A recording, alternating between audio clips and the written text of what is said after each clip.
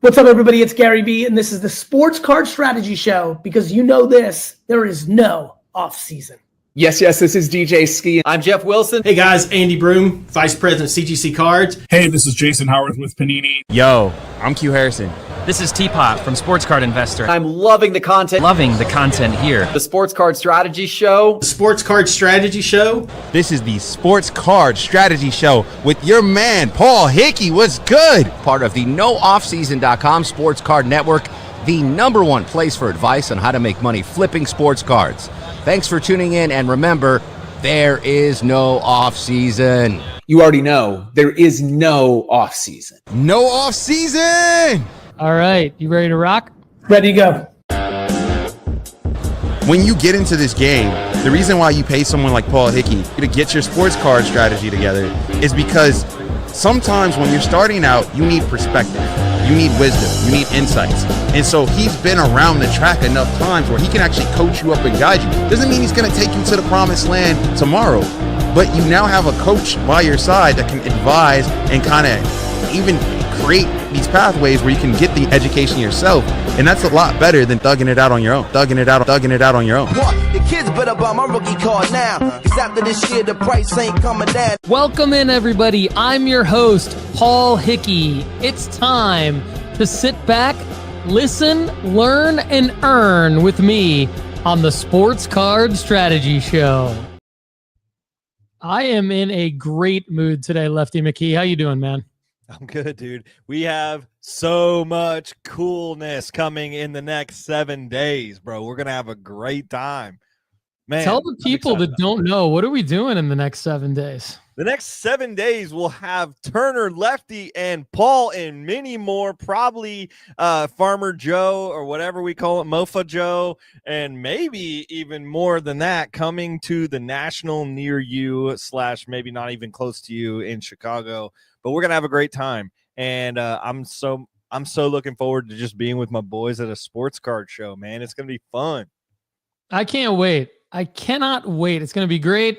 We'll probably see a lot of you. For those of you that we won't see, don't worry about it. We will have a full recap next week. Next Monday's show, August 4th, is going to be a full recap of everything we did at the National and who we saw. And, of course, it's going to come down to what's in it for you, what to do, what not to do. Not only at the National, but at any sports card show you might be going to. And just a overall sort of heat check on the market, right? I mean, we're gonna have typically what we've seen in the last few years, because this will be, I think, Lefty and I's 4th National in a row together that we've gone to. It was Atlantic City, Chicago, Cleveland, and now back to Chicago. So this will be our 4th in a row, and pretty much every year in August, and from August post National through the end of the calendar year, August through December, the market changes a little bit, and we've noticed patterns, and we try to be good at pattern recognition. So we'll let you know what we noticed at the National, because that's typically a preview of what could happen over the next 4 months before the year ends. So it's exciting. Today we're gonna talk about a little bit more about the National, not too much more, but a little bit more. I've got a little update on my being scammed on eBay. Got a short little update on that. But this is the episode where we're gonna go through my inventory and how I've done so far this year in the first 7 months of 2025. Back in November, I announced that I would be narrowing my focus this year. And so we'll give you a report on how that's going. And then we've got some eBay auctions that we want to talk about. So which sports card auctions we think you should bid on now. And we'll talk a little bit about how to create high-performance eBay listings. That'll be pulled from Sports Card School. But instead of playing the video from Sports Card School, Lefty and I are going to talk you through it. I think it should be great. But first, I want to talk a little bit about how you can spend just $300 with us, and we're going to help you make $10K profit in the next 12 months. Join NoOffSeason.com now. Get our tried and true strategies and tools to help you mitigate mistakes and risk and maximize wins and profit. Use the promo code NOOFFSEASON to save 20% now at NoOffSeason.com, baby. Lefty, I want to start by just a quick update on my getting scammed on eBay. Last week's episode was half of it, it was a 2-hour episode. If you haven't listened to it, everybody, you need to go back and listen to it. Put it on double speed if you need to shorten it to an hour, but it's also a great listen. Just if you have, if you're walking the dog, driving, if you're at work, whatever you're doing, working out, it's a great listen because Lefty and I, for the first hour, kind of talk about this eBay scam. And then for the second hour, we get into really how to make money flipping sports cards. So quick update. I did get my full refund from eBay. And I want to give a huge thank you to everyone at eBay. We're going to see some of our friends who work at eBay this week at the National. I will say this. Some of you might be kind of rolling your eyes and being like, well, Paul, you have this platform. Surely, in your contacts at eBay, surely that's why you got the refund. That's not why I got the refund. I got the refund because eBay protects the buyer. eBay always protects the buyer. And so all I did was follow eBay's process. Now, did I let my friends at eBay know about the scam? Absolutely. Did I ask them to expedite my refund once I had followed the process? Absolutely. Because why not try to call in that favor from those wonderful individuals over at eBay? Shout out to Megan. Shout out to Davina. We're going to see you guys at the National along with your other coworkers. We're going to interview eBay director of trading cards, Mike Nett, at the National. So we're excited about that. But I just followed their process. I just followed the process that any of you could follow if this ever happens to you. There's going to be a sports card school lesson on it in the near future at nooffseason.com. And then at the end of the process, basically, what happens at the end of the process if you have to ask eBay to step in and help. And when you ask eBay to step in and help, that's essentially where they're going to come in and actually start to initiate your refund in a situation like this. And so it's 48 hours. So you're going to they're going to initiate your refund / resolve your case if you're the buyer within 48 hours. And so mine got resolved in like 6 hours, maybe because, of some connections and things like that. But worst case scenario, it would have got resolved in 48 hours. So props to eBay. Also, Kendall, real quick, props to my guys over at the UPS store in Franklin, Tennessee. They obviously did a great job, and they have been so customer service friendly, going above and beyond, not only to me, but to all of their customers there. But every time I walk into the store, they're asking me for the update. They really care. Some of them are even bringing in their sports cards. And today, no way, dude. We're going to get customers out of this. They're bringing in their sports cards. They're telling other people who actually, the owner of the store told me that 3 or 4 other customers receive and ship sports cards from the store. And so he has promoted nooffseason.com to them, which is amazing. And thank you to Canada Man. Thanks Ted Jackass 35_389, whatever your eBay store handle was. That's the scammer, by the way. But anyway, walked in today, and the guys there are like, they're in a band, I guess, or they're very musical, as is almost everybody in Nashville. And they were like, "Hey, we were wondering if we like cut a few samples for you to listen to of like new intro music for the podcast. Would you be interested?" And I was like, dude. Absolutely, I would be interested. So the guys at the UPS store are going to, I guess, have a little jam session and then potentially give us something to listen to. So I will ask the entire Sports Card Strategy Show audience to drop a comment below at youtube.com/Paul Hickey, whether you're listening on Apple and Spotify, whether you're on youtube.com/Paul Hickey, or whether you're on Instagram at Sports Card Strategy. If you could go find this video at youtube.com/Paul Hickey. How much money have I made in the last 6 months flipping sports cards is going to be the title. And find it and drop a comment about like what kind of intro music, what would you guys be looking for as the audience in some new intro music for the Sports Card Strategy Show. And Lefty, we know everybody thinks it's the whole entire intro is way too long right now. And we know that B, a lot of people have come to us and said, don't lose the rock music. We love the rock music. But, what if they did a rendition of it?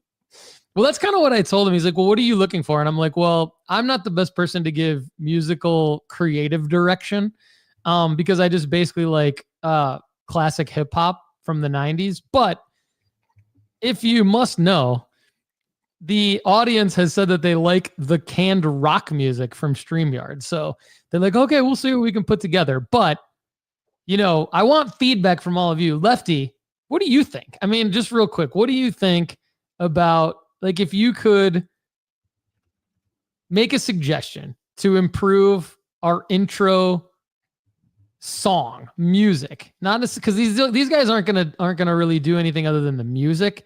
What would you tell them? I'm so glad you asked this because I have had for a long time an idea of what would be a really cool intro. And I was trying to figure out how I could do it originally for Lefty Cards, but I think that it's going to be too hard with like the music verification and all this kind of stuff. But there's a song by Judah and the Lion, which is, by the way, another Nashville band, called Sports. Sportz, and it talks about like sports, balls, sports, and I was just like, that would be such a fun intro to. You'll have to go listen to it on your own, but I think the Judah and the Lion Sports song, if we were to like somehow get something like that and just tell the people at the UPS store, like, I don't know if you need to sample Judah and the Lion Sports or whatever and make us a intro song, that would be so cool. And who knows, maybe Judah and the Lion is also listening, since we got that one dude on CNN or Fox Sports or Fox News or whatever. And then we got these people now at the UPS store. Maybe we're just worldwide, and Judah and the Lion's also listening. Yeah. And our own guy, Q Harrison, who's in our intro right now, he worked with an artist to do he works with Mark Cuban, but he worked with an artist to do a song where it was this, he had sampled the interview I did with DJ Ski. And so that was in his song. And I was thinking maybe that could be, so who knows? Like we could get the UPS store guys to do something. If anybody else out there in the audience wants to try to contribute, maybe we do like a little listener review / hate to call it a competition, but maybe a listener voting to see what the new intro music will eventually be. I can't promise when it'll actually happen because like Lefty said, it took me a couple years to even get to the logo. But the intro music obviously is important. So we'll get to it. Let's quick hello to J Millie Rocks, Card Guy 406, Homer Sports Cards, who we saw 2 years ago at the Chicago National. Ian Trott, 761 Breakers. It's Molly the Doodle. Callahan Cards are all over on IG. And then we've got Ziggy, Terry, Jessica, who's Jessica Kimberlin, loyal member of NoOffSeason.com. We love it. Richard Villarreal, George Schurer, Andrew McDade. Thanks everybody for being in the live chat. We really appreciate that. We encourage everybody over on Instagram at Sports Card Strategy. Please come over to NoOffSeason, or please come over to NoOffSeason.com. Please come over to YouTube.com/Paul Hickey, because it's just the streaming platform does much better on YouTube than it does on Instagram. It like cuts us off, and it's very glitchy over on Instagram. So come over to YouTube.com/Paul Hickey, everybody. But anyway, most of you we know are listening on Apple and Spotify. Lefty, we talked about the National earlier, and the great PR folks that work for eBay, they do a great job. And they've sent me some interesting information, not only about, they're the ones, our guy Joey, right? Joey sends us data that everybody loves. And everybody knows I'm a big data geek. So I like to read Joey's data that he sends over, and I think everybody likes that. But Joey included some information about the National in his recent update for me. Come on, Joey. Some of you may have heard this on social media. I know some other content creators do a great job on social media getting this stuff out on Instagram and other platforms. And Lefty, I know you like X. You're a big X guy. But The Hunt. eBay is launching something called The Hunt this week at the National. Have you heard of this? I have not. Okay. Here's what Joey had to say about the hunt. While collectors chase the next big hit for their collections, eBay is unveiling its most immersive presence at the National yet, bringing the hunt to life in a way only the largest online global marketplace for trading cards can. eBay is once again offering a full slate of engaging programming for national show attendees, including athletes, celebrities, and big breaks on the eBay live stage, trade nights, prizes, the Grail Hunt, a daily quest for 50 valuable cards hidden around the convention center. So this is the Rosemont Convention Center, the Donald E. Stevens Convention Center, to be exact. And so, Lefty, I'm not, as you know, I'm not very interested in all the other stuff, but the hunt seems pretty cool because really there's always like little hunts at the National. I know that like a lot of people try to go for like Panini's National Silver packs and things like that. And so eBay's doing something like their own version of that, I guess. Search for 50 Grail cards, highly valuable collectible cards ranging from $100 to $500, hidden across the convention floor throughout the National. Each day, eBay will reveal 10 new cards up for grabs. Fans can visit the search bar. So that's like eBay's event activation called the search bar at the eBay booth to learn the rules of the hunt. Learn about each Grail card, get clues regarding their whereabouts. So that seems pretty cool. Sounds like something. I know Turner's going to be into this. I think I might be into this too. What do you think about this? I think this is a great thing for us because we love trying to make money at the actual convention. Yep. And we all did get VIP bags, and we all like to sell whatever's in the VIP bags. We have been very clear about that from many years in a row now.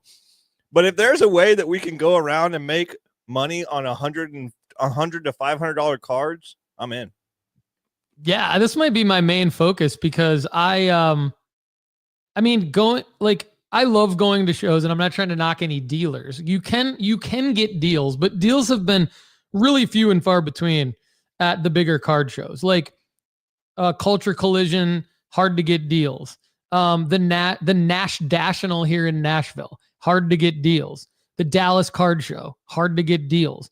Fanatics Fest, next to impossible getting deals. The National is hard to walk around without bumping into people, let alone get deals. So this could be something where, yeah, a lot of people are going to be into the hunt. So it's probably going to be, it's probably going to be hard to get these cards, but I like the fact that eBay is publicizing it because in the past, it's hard to understand how to get this stuff. And I know that like probably a lot of the tried and true guys that have been to the National over several decades probably hate this. Because now it's like, well, okay, now everybody's going to know how to do this because everyone's going to go to the eBay booth and all this stuff. But okay, still, it's something extra that's going to be there that wasn't there before. But we before we get into the data, because there's some really cool data that Joey sent over as well. Let's bring up Ziggy's comment. You know, Ziggy's a friend of the show. You threw it up there. Ziggy says, I don't like this. Lefty, why don't you kind of cover Ziggy's comments here and talk just read what Ziggy has said and then give your take on this. Yeah, Ziggy says, I don't like this. It gives thieves a cover up to pick up cards and claim it was a hunt card. Also, nothing is left on Friday, Saturday, Sunday. eBay had the best years ago that would. No, I don't understand his last comment. Yeah, I think like, so what I was going to say is eBay had something a few years ago. I wasn't able to attend the National in 2021. I was in the US, but I wasn't able to attend. And I think that year they did like a DJ Ski release of like limited edition DJ Ski art, like I remember that licensed tops, like because you know how DJ Ski was like an artist for like the Tops Project 70 or whatever. I think it was like a national only version of that, and I think it was like an eBay collaboration with DJ Ski. No, I got a different one last year in Cleveland that Ski did his own thing because now he has his own company called The Realist. And so he did his own Tony Gwynn thing last year. So I got one of those. But I remember like Card Talk, the Card Talk guys like Tyler and Lou, those guys were talking about that activation and how cool that was. That seems more like what maybe Ziggy is saying was good. But I don't remember the eBay Jordan card that he's talking about. Well, I will say Ziggy's saying they should do it it's going to all be out on Wednesday. That's what they're doing, Ziggy. They are revealing 10 cards a day. There's 50 cards in all, and they're doing 10 cards a day, which means there will be 10 on Wednesday, the day that we get there with our VIP passes. So, and 10 on Sunday, the day that most people leave early. So it's true. I won't be there on Sunday, but Paul can go crazy on the hunt. I don't think I'm going to be there Sunday. I think I got an 8.5 hour drive back home. So I think I'm going to do that first thing Sunday morning. I mean, we'll see, but I think I'm going to try to get home. Ziggy is going to hunt. He just doesn't like it. Okay. I'm going to hunt. I just don't like it. All right. So Lefty, here's some of the data.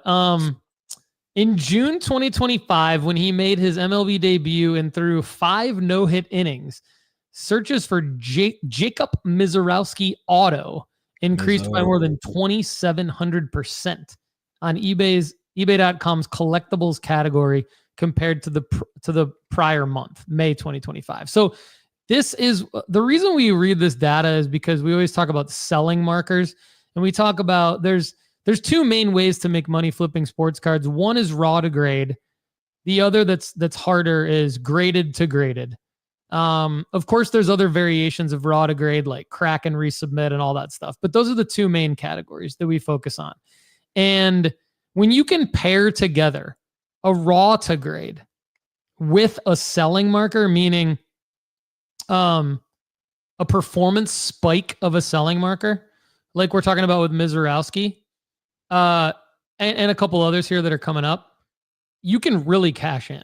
And so a 2,700% increase in search volume is probably exaggerated because there were probably 3 people searching for him in May 2025, potentially, but still, it was easier to sell Jacob Mizorowski cards in June, and his prices went up huge. So that's really all that matters. But Lefty, before we go into the next, I know I'm going to let you comment on each one of these because I think you're close to all 3 of these in some way. So what's your take on like the Miz? I love the Miz. Oh my gosh, big Miz fan. From a fantasy perspective and a Bowman perspective, all that kind of stuff. I love Jacob Mizorowski primarily because I made 4 dynasty trades to get Jacob Mizorowski last year when he couldn't hit the broadside of a barn, because I was like, this guy, if he figures out how to throw strikes, is going to be dynamite. Turns out he figured it out, Paul. It's so good. From a sports card perspective, he did have cards come out in 2023 Bowman. So there might be people out there that have 2023 Jacob Mizorowski cards just sitting in their bulk pile. I would encourage you to go look through your old Bowman piles if you have bulk of 2023 Bowman, and go try to find the Jacob Mizorowski cards that you've got in there. Even if they're not autos, there is some arbitrage to be made on a random pitcher that you probably didn't care about at the time. Jacob Mizorowski is worth cards moving, and he's probably going to win Rookie of the Year this year. He's a favorite. He made the All-Star game with only 5 starts. This guy's incredible, and he's going to continue to be worth value. Yeah. The next one is the big dumper. So in June 2025, when he hit 11 home runs and won American League Player of the Month, searches for Cal Raleigh rookie card increased more than 980%. Compared to the month prior, May 2025. So again, I mean, the dude was just like ridiculous, hitting home runs. He had what, like 37 or something like that. 30, like, was it that high? It was like before the All-Star break. Before the All-Star break, 37 or 38 before the All-Star break. I think he's got 41 now.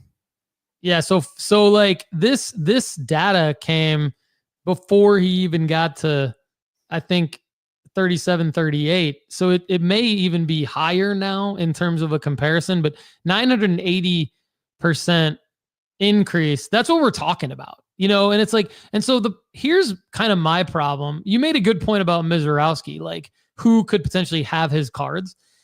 I mean, how many people would have realistically had Cal Raleigh rookie cards? Is he a guy where, like you said about the Miz, like, would you have to go back and like go back through your boxes and try to find some Cal Raleigh cards? Or were there people actually buying Cal Raleigh? I mean, no one thought this was going to happen, right? No, he's in 2019 Bowman, which, by the way, is an even one more name to the list of 2019 Bowman. We have gone back to this product time after time after time because of the absolute names that are on that checklist. When we answered a premium pod question last week of like, what product would you rip if you had to at a card shop, I almost said 2019 Bowman would be a good one because of the amount of names that are in that product. But he's still in 2019 Bowman. Yes, he is not a guy that people would have gone crazy for at the time. But the big dumper is here to stay, I think. I mean, he's going to be a guy that's going to continue to do what he does. He's been around for a while. I mean, this guy's been a major leaguer for a couple of years now. So it's not like this is his rookie season. He's not he's not unheard of. I mean, his rookie autos were in 2022 tops. So, I mean, that's still 3 years ago, borderline 4, depending on, when, if it's in the next year. So Cal Raleigh's, if you have Cal Raleigh cards, I think you could go look for them as well. But I think the base versions of the Mizorowski card will actually be more valuable right now than they would be for the base Cal Raleighs right now, because Mizorowski doesn't have rookie cards yet. He doesn't have any other parallels. We've seen Cal have some other cards come out. This isn't his rookie season.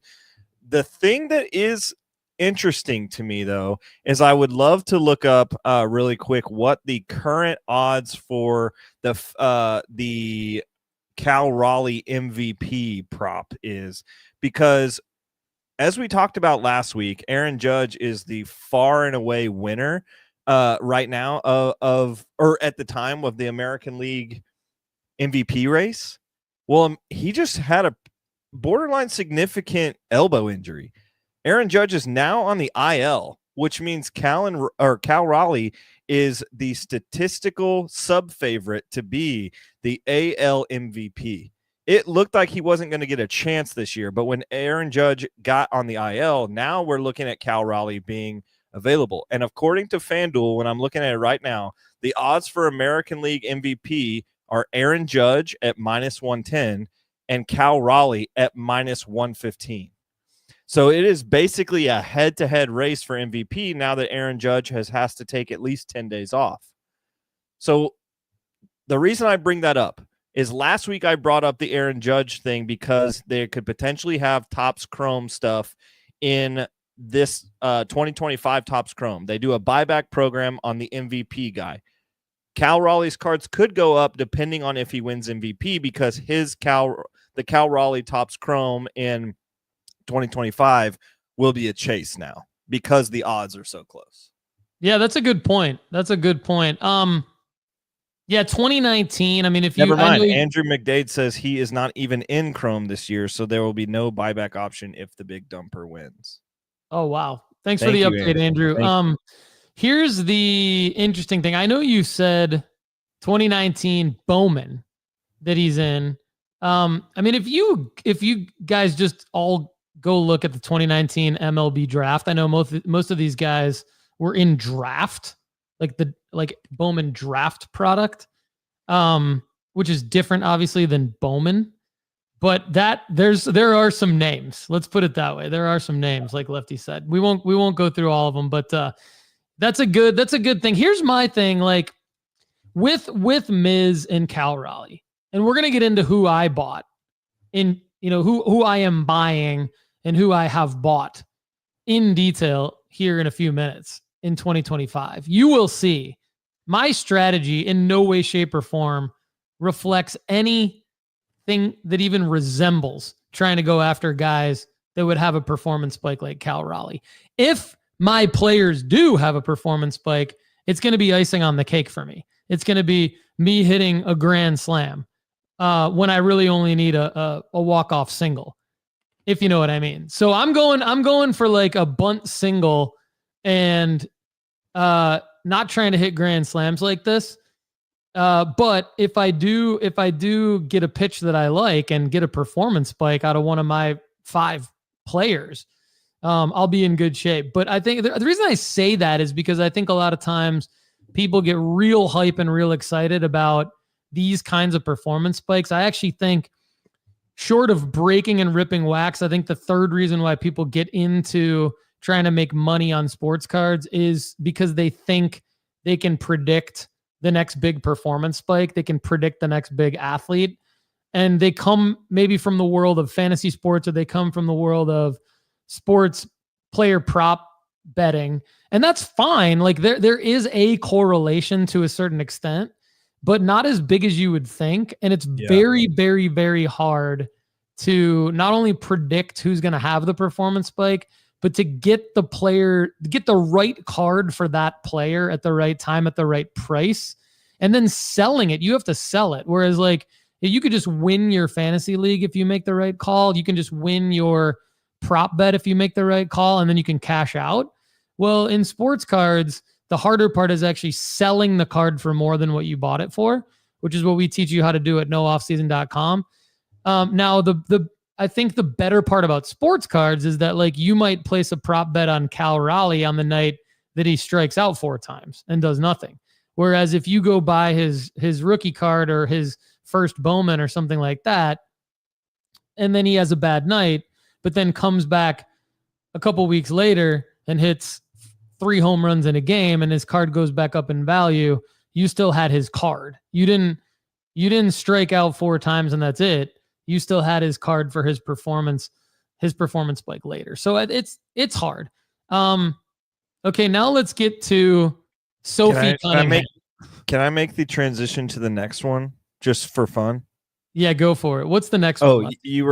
So Sophie Cunningham is a rookie that everybody's like, who the heck is that, a month ago? And now she's the girl that effectively defended Caitlin Clark's honor.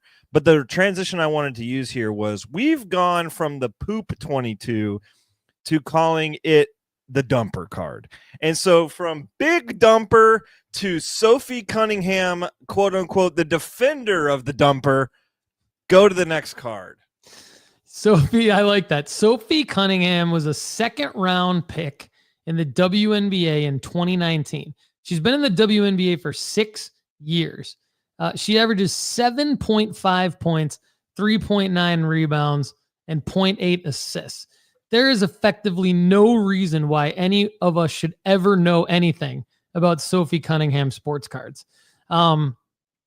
It's crazy. But in June 2025, when her defense of Caitlin Clark against the Connecticut Sun went viral, that's the key there, because that is a critical part of sports card prices. Sometimes it doesn't have to be a performance spike. It can be a hype rise or a hype spike in Sophie Cunningham's case. Her searches for Sophie Cunningham rookie increased more than 400% on eBay compared to the month prior, which was May 2025. That's crazy. 400%. So a lot of people, I don't know why you would have had a Sophie Cunningham rookie card. I really don't know why you would have had one. But some people made some money on Sophie. I remember talking to some people at Fanatics Fest that wanted to talk to us about how they had just made money on Sophie Cunningham due to her defense of Caitlin Clark. So a lot of different ways to make money on prospecting. That is one of the more odd ways to do it. Lefty, do you have anything else to add to that before we get to the most wanted for sellers and collectors on eBay? I will say Sophie Cunningham has done a great job of when the spotlight turned her way, she was ready to receive it.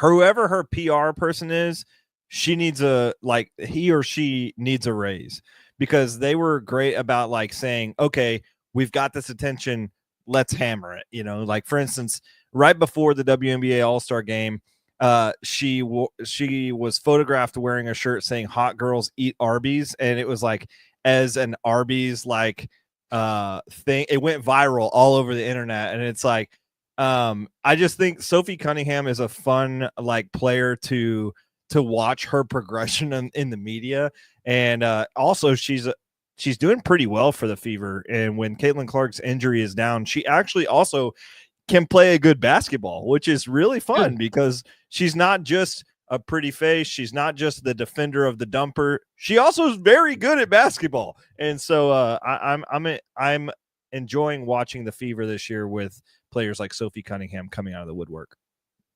Nice. All right. So most wanted for sellers and collectors.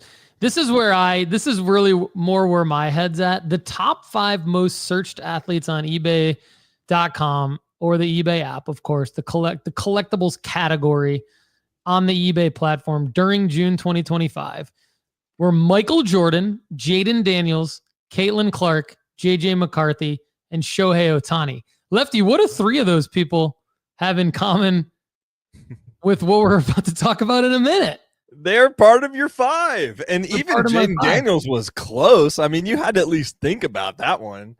Jaden Daniels was very close. The only reason I passed on Jaden Daniels was because of what I talked about last week, the CJ Stroud effect, right? I saw the CJ Stroud effect coming. For those of you that want me to elaborate, just go back and listen to last week's show where Lefty and I broke down the whole Jaden Daniels versus CJ Stroud comparison. Okay, now JJ McCarthy, the other name, he's someone who has been atop our sports card rankings for a while at nooffseason.com. Not because we think our sports card rankings are not based on who we think is going to do well on the field or the playing surface. They're based on just pure math of what cards make the most sense from a mathematical perspective to buy, raw, and grade. And JJ McCarthy also has the put on Instagram. What you just said needs to be clipped. Like, it's not based on their performance. It's based on math. Just click, bang. That needs to be the header of our Instagram.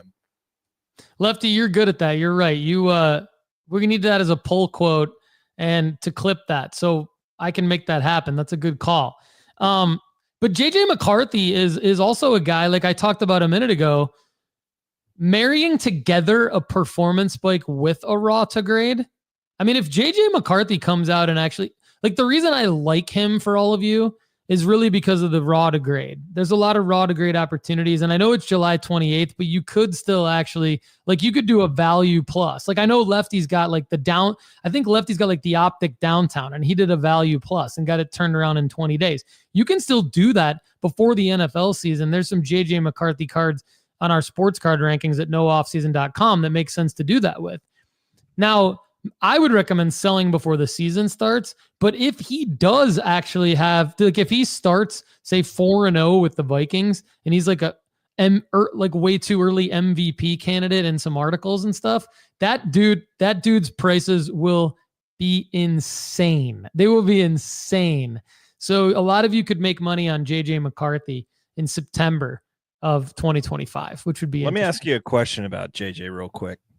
So I saw a tweet, or whatever they're calling it now, an X. Is that what they're calling it? I have no idea. I saw a tweet that was saying that JJ McCarthy is struggling to read defenses in camp. He's thrown a lot of interceptions and he's really struggling. I don't even want that kind of media right now. Don't give me that update. Do not put it out there, because in a way you are killing my valuation of my cards. Yeah. I know it's about math, but I don't want any sort of negative media on JJ. I know there's people out there that are going to just rant on the man, but don't even give me that.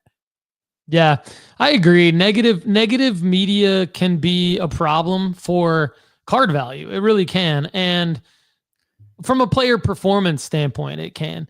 And so what's interesting about that, though, is, like, I don't know why, but it immediately clicked in my mind, like, Jamar Chase was getting absolutely slaughtered in the media before do you remember? Like, he was dropping balls in practice. Called him that he had skillet hands. That was a tweet I saw, that the guy had skillet hands.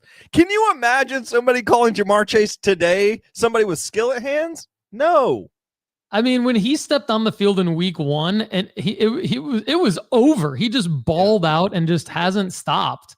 It's like, since. oh, this guy's for real. All right. I mean, so yeah, it could be hard. It could be like JJ McCarthy is having trouble reading defenses. Like there's going to be a lot of that stuff, which it's annoying. I think it's annoying. Like, but then on the other hand, you probably have people say, well, if he comes out and plays well in the preseason against vanilla defenses and then his card value goes up, like there's a counterpoint there, but that's more what we're counting on, what we're wanting. More on Caitlin Clark here. She's been featured among the top 5 most searched athletes in eBay's collectibles category during each of the last 12 months, dating back to when she first made the All-Star team in July 2024, of course, during her rookie season. She's obviously been injured. She missed the All-Star break this year with the groin injury. Caitlin Clark, for me, we'll get into this breakdown here in a second. I've made money on her cards, even with just horrible grades. I've been able to like crack them out and sell them raw. And because they keep going up in value, sell them for more than what I bought them raw for. Like she is an anomaly. Shohei is an anomaly. Their card value Shohei, I think it's warranted. Not that it's not warranted for Caitlin, but like Shohei continues to perform at this just ridiculously high level and just like defy the odds, and his card value continuously goes up. There's very few dips in Shohei Ohtani for any of his cards. There's very few dips in Caitlin Clark for any of her cards. Her cards continuously go up, which is like, I think that the search volume data that I just read, and now this search volume data, particularly on Caitlin Clark specifically, is just it's validating my decision to continue to go narrow for the rest of this year. We'll talk more about that in a second. Just a couple quick notes that I think are cool from eBay. During the first half of 2025, which is kind of what we're about to break down individually for me here in a second, January 1st through June 30th, several prominent sports card categories saw significant search growth on eBay when compared to the same time period during the year prior. So year over year, WNBA cards are up more than 170% for search volume. WWE cards are up more than 50% for search volume. F1 cards are up more than 50% for search volume. So pretty cool stuff there from Joey. Lefty, I know you've gotten into some, you obviously are into the WNBA. You've also gotten into some F1 stuff over the last couple years. What's your take on the last? And then I don't know, WWE, obviously they have like a huge loyal, I think if you asked anybody who's ever been to Fanatics Fest what the most loyal fan base is, they would say without a doubt WWE, just from witnessing that in person. But, compared to all the other sports. But like from a card standpoint, I've always been a little skeptical. What do you think? Yeah, I don't know if I'm in on WWE just because it's hard for me to wrap it seems more like a TCG card than it does a sports card. And so I think in my head, it's a narrative. It's like, yes, it's people, but it's also more like a TCG card than it would be a sports card. Because although it is performance-based, it's performance-based on a narrative that is being played out. Like it's not on it. In my head, WWE falls in TCG categories. I know it doesn't in everywhere else. I know it doesn't in terms of like grading standards. I know it doesn't in terms of like a lot of other people. And I'm not even saying it's not hard. I'm not saying what they do is not amazing and professional and they do really well. It's not performance based, I don't think. Now there are narratives that play out, which is why cards go up and down, but it's just not for me. But the other two, I have seen a massive rise in, even in the last month or so. I've actually been very, very encouraged about the F1 market resurfacing in 2025. There are cards that I've had in my vault for probably 3 years that have continually just had a red negative percentage on them. And it's just, and they're cards I like. I get a card of every McLaren driver and I just kind of put it in I put the rookie McLaren driver PSA 10 Sapphire. I put that in my vault, and I'm just like, yeah, that's just mine. I don't have to worry about it. And F1 cards are so freaking cheap. You don't even have to, you can skip a coffee at Starbucks and buy one of them. But now those cards are continuing to go up. And they're not only continuing to go up because it's McLaren, they're continuing to go up for stats like this. It's actually encouraging for me for eBay to send us this stat because it was something I was feeling as well. I love that. Lefty, you know what else you can skip a cup of coffee at Starbucks and get? NoOffseason.com. Yeah, buddy. NoOffseason.com. There's a $2 a day option if you want to try it. And you can save 20% for that first day using the promo code NOOFFSEASON. And the reason why you should skip your cup of coffee and try this is because of our new card analyzer and predictor tool. We talked about it during the premium pod last week. We launched it last week. We've had the card analyzer and predictor tool for a few months. We've made it better. Why? Because now you can basically do a centering grading analysis right online. You can upload and or take photos of your card, do the centering analysis right there, and then either submit to us for further analysis or just decide, hey, I want to grade this or I don't want to grade this, and just continuously submit cards. We're going to basically, it's also a pricing tool. So the way that it works is you search for a card, you chart out its pricing based on its recent sales. Then you can upload photos of your card and center them for a centering grade immediately. You can submit for further analysis, get a trend analysis, see what we think it's going to be worth in the future based on data. So skip your cup of coffee and either get your favorite F1 driver PSA 10, like Lefty said, or both. Subscribe to NoOffSeason.com. All right. I'm not sure how many of you have actually been waiting for this, but I've been waiting to update not only myself, but all of you on how much money have I made so far this year on flipping sports cards. And more than that, break down by athlete and by play what has worked the best and what hasn't worked. And then maybe after I break that down, Lefty and I can have a little discussion on what am I going to do for, what are both of us going to do for the rest of the year based on my experience and based on Lefty's experience. So I didn't expect Lefty to put together an analysis of this, but all I had to do actually, Lefty, I'll take a quick little jab at you. So Lefty doesn't use the inventory tracker at nooffseason.com that I built. It just doesn't do what he wants it to do, which is fine. I get that. Some of you have shared that feedback as well. It's a very basic inventory tracker. I think it works. I think it works well, but I'll fully admit it really isn't the most advanced tool that we have. But anyway, you're going to hear more about it probably in the hotel room when I tell you features I want you to add. So I'll start using. Can't wait. I can't wait. That's going to be so much fun. It was fun at Fanatics Fest. We've actually made improvements to the website because of that, and I can't wait to do it again. Okay.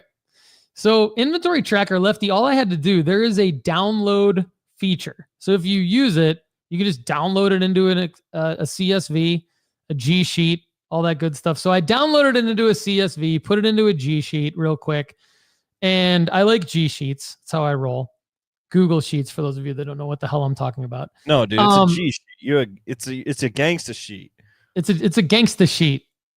So I'm in my G sheet. I've got what I've sold so far. I've got what I'm holding, and then I've got it broken down by player.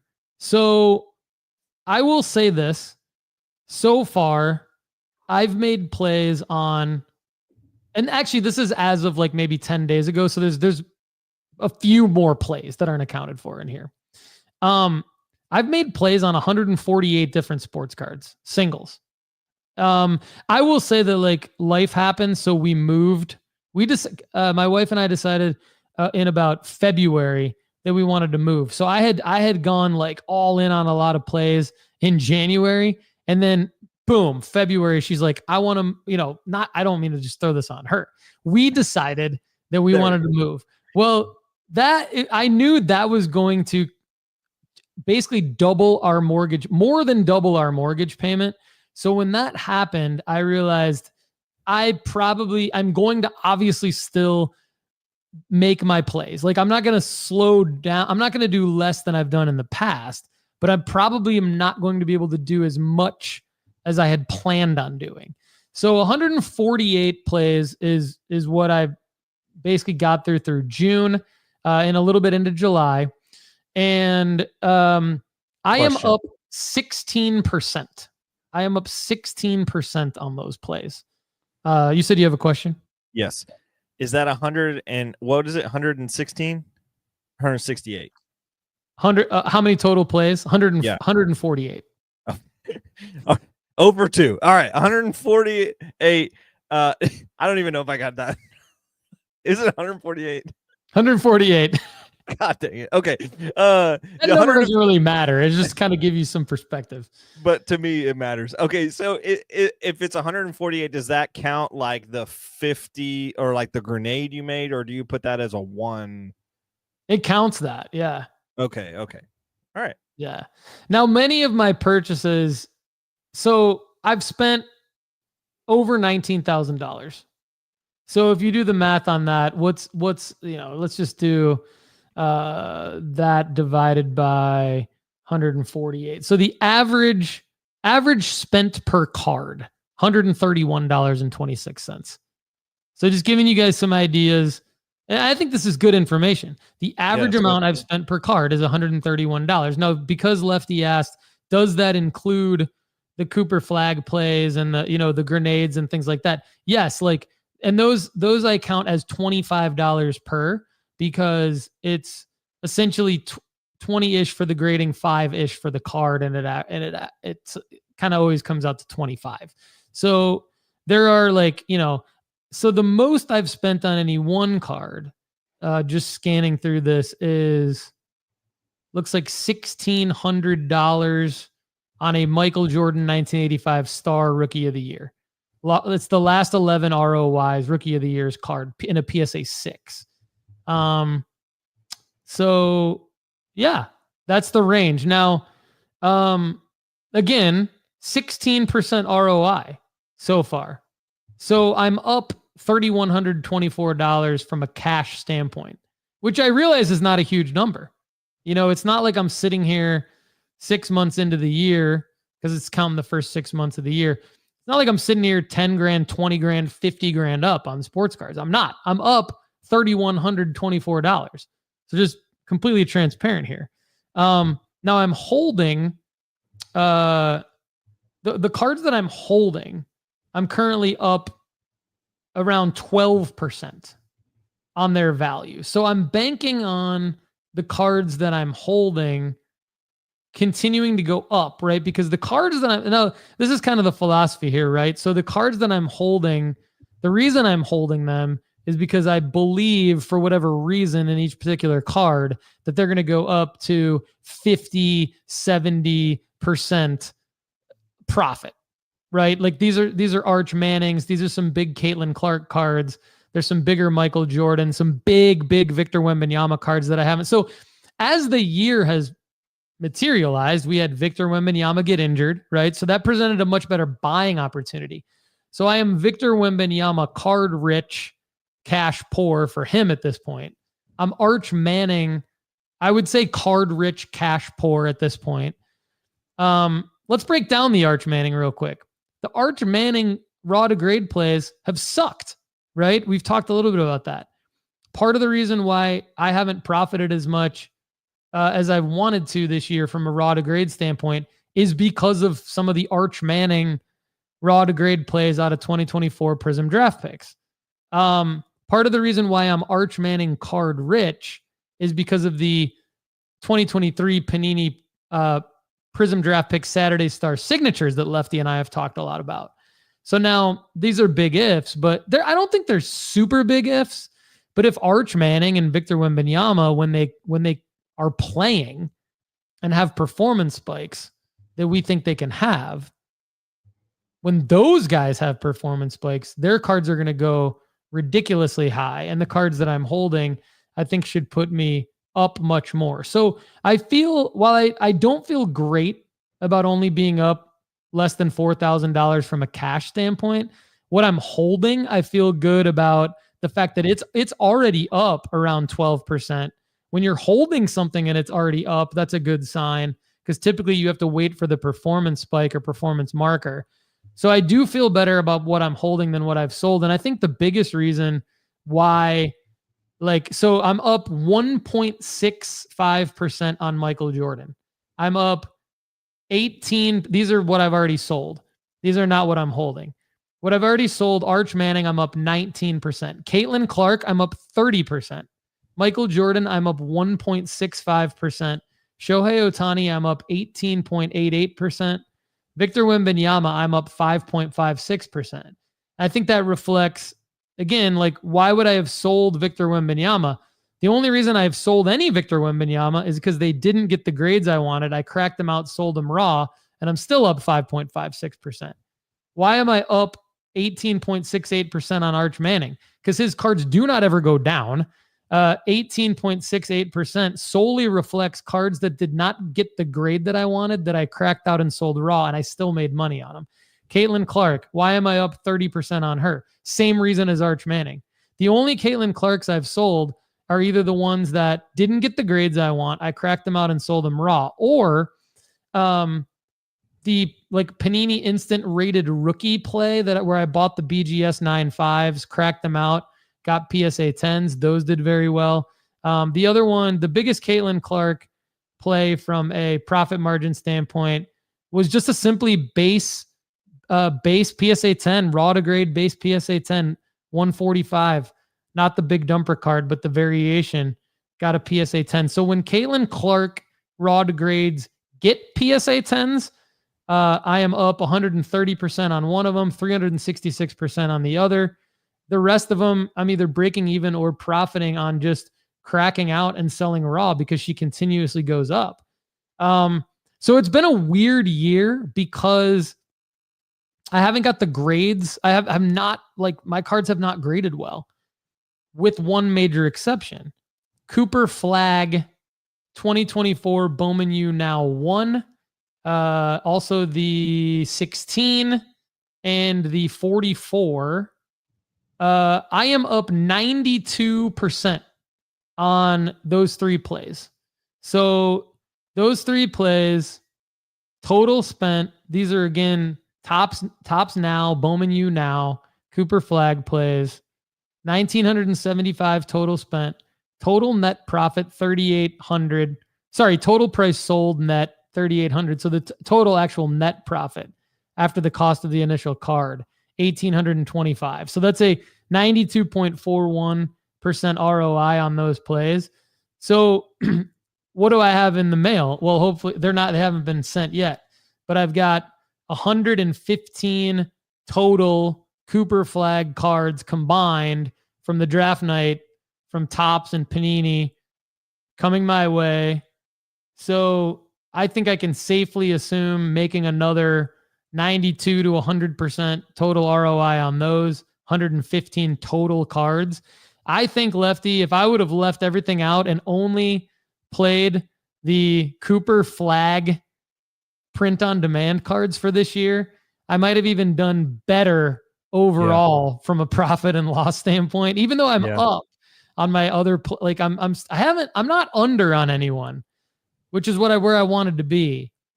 But I haven't done anything to really elevate to get to 10,000, 20,000, 30,000 in profit. Can I still get there? I do believe I can still get there. So many of you might be like, oh, this guy's only 3,400 up, and this is what he does. This is what he does all the time. I'm okay with that. Why? Because it's actually been kind of a shitty year. It's just the grades haven't been very good, and there's been more, I think, buying opportunities on some of the athletes than there have been selling opportunities. Did people tell me, hey, aren't you worried about injuries?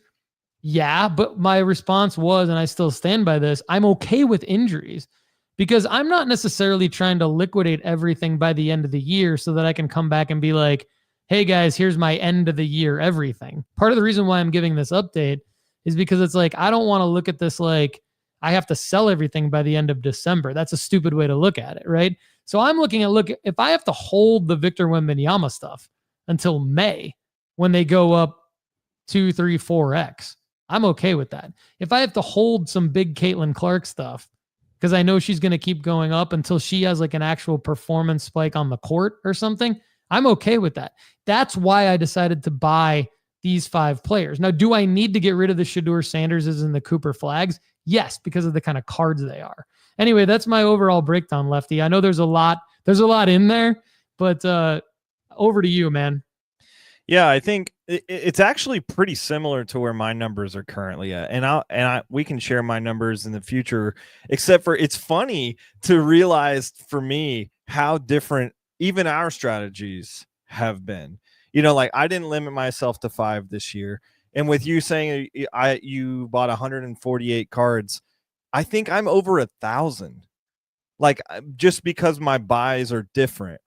Like I'm looking at my buy list right now, and I don't have all my sales recorded in this spreadsheet yet. I think I'm missing a couple of hundred because of the way that the Cooper Flags rolled and the bulk plays rolled out. I haven't put in the information yet, but the buys, my average buy is $26, and your average buy was what, 131.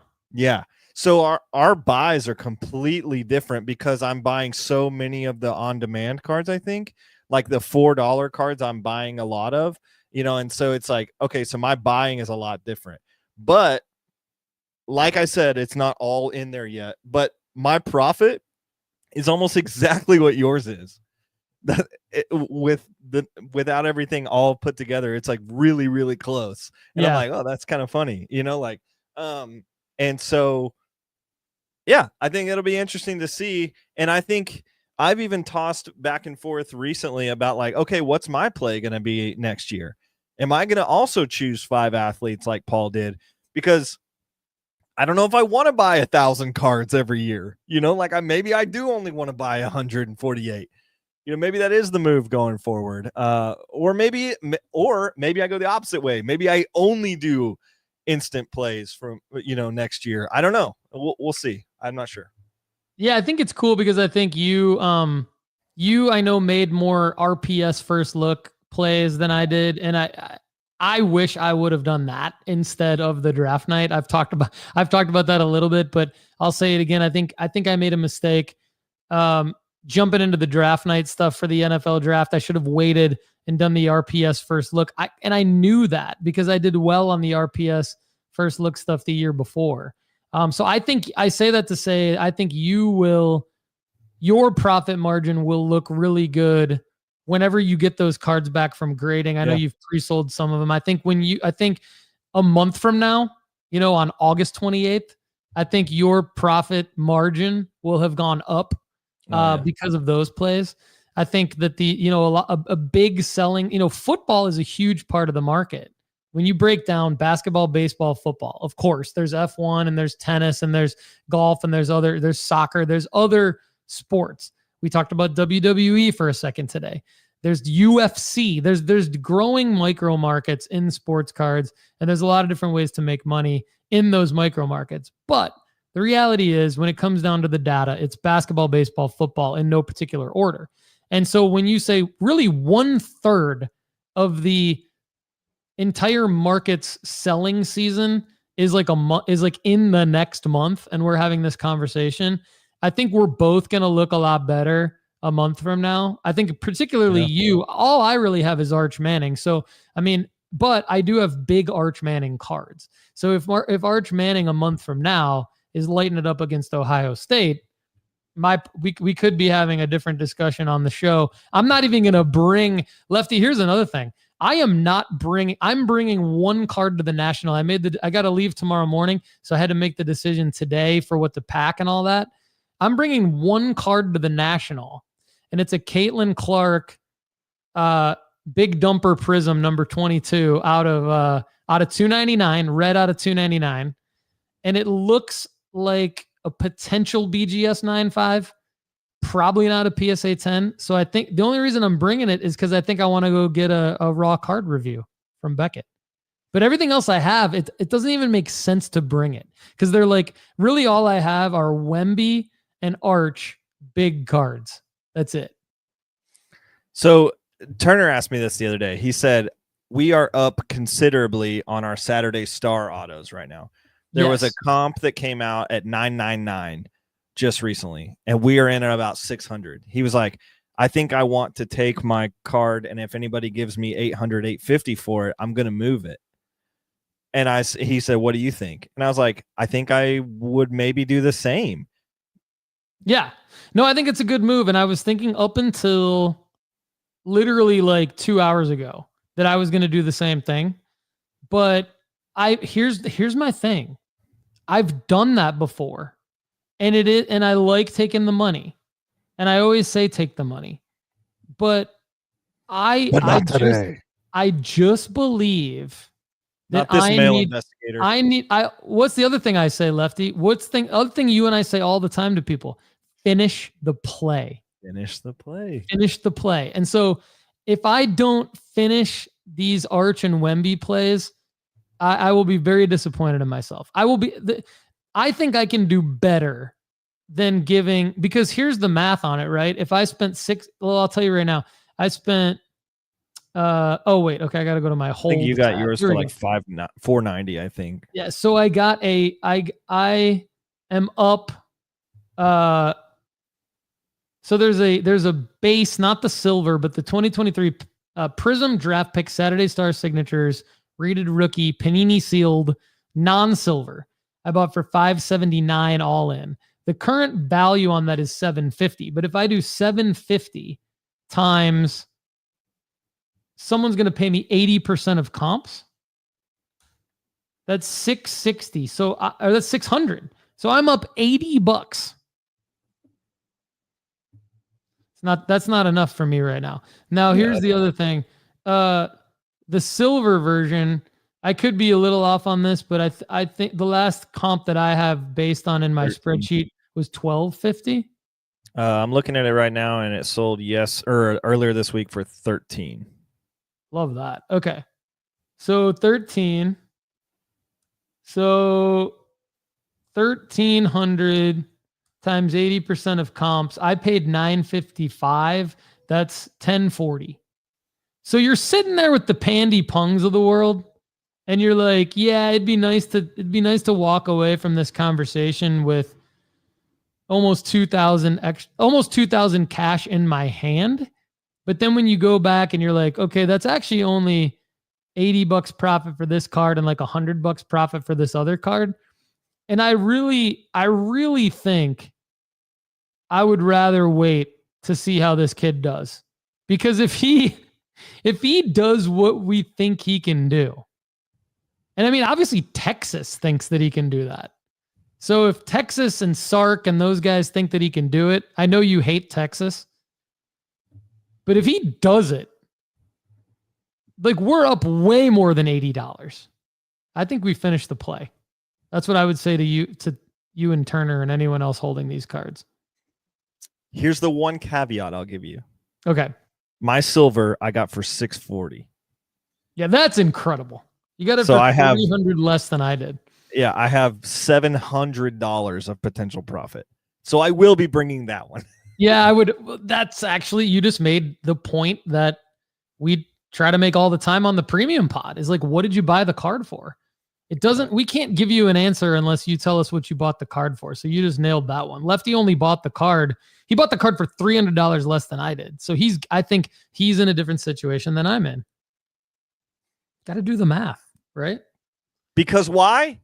Because it's about the math, ladies and gentlemen. That's why you got to do the math. The math. Buffalo Boone, Richard Villarreal, Jeremy Kimbrell, Ryan Painter, Papa Trout, Ian Trout in the house. What's up, everybody? Jeremy Kimbrell, I'm going to read his comment because I like this. He says, big fan. Great job, guys. Keep on bringing the value to our bags. You got it, Jeremy. Appreciate you. Buffalo Boone says, yeehaw, yeehaw, yeehaw, yeehaw. 4 yeehaws. That's my buddy, Trey. Trey, what's up? Not sure what to search for on eBay to find the best cards? Just visit nooffseason.com and find our top sports card auctions. Confused by grading your cards? Grade with us at nooffseason.com. Send us your cards. We do the hard part and save you money. PSA, CGC, SGC, Beckett, grading company of your choice. We submit to you. Just select grading company on the form. Once you're a premium member, we track your gem rate for you, get your cards turned around quick. Use the promo code no offseason to save 20% now. Okay. Featured auction of the week. Lefty, you go first. What do you think? This can be one of our featured auctions at nooffseason.com because we've got those every day. This could be just in general an eBay search. Could be something that you like for a particular reason. Lefty, you go first on this. I think we both picked a few here. Yeah, so what I did is I went to nooffseason.com. I logged into my account, and then I clicked the tab that's on the second row of my particular window that says top sports cards auctions that are currently running. And these, the ones that we have on here, some of them are running out of time. So by the time, for instance, one of these ends at 6:30 p.m. today. So this is a 3.5 hour auction until this is over. So I picked some that are relatively quick. But they're guys that I'm interested in for specific reasons. When I look at going into this national and when I look at eBay right now, it's like, what am I looking to buy right now? If I have capital, I know you're only looking to buy in 5 people. I don't have that restriction. So for instance, last year I went into the national. I said, Lamar Jackson is my guy. Nobody's talking about him. I'm going to go get some Lamar. And I made good money on him and Jared Goff last year. And I'm trying to think, okay, how can I make a potential play like that this year? What are guys that I can potentially move into? So Joe Burrow is who I'm thinking of this year. I think Joe Burrow is getting likely disrespected. I think there's been a lot of issues with the Cincinnati front office. I think the contract situation, it seems like they're afraid to buy or pay anybody to play football. And so they have the 2 of the most dynamic wide receivers they've ever had, maybe outside of Chad Ochocinco. And here's a name for you, TJ Hujmazada. I love those guys. I love those guys. What a guy. But anyway, they have Jamar Chase at skillet hands out there just running amok. So Joe Burrow has a year that I think it's not a contract year for him, but it's a contract year for other people. And I think he is going to surprise people. So I picked a Joe Burrow rookie ticket auto that ends here in 3 hours. And it's just the kind of card I would be looking into if I was looking into paying a little under $2,000 for a Joe Burrow card.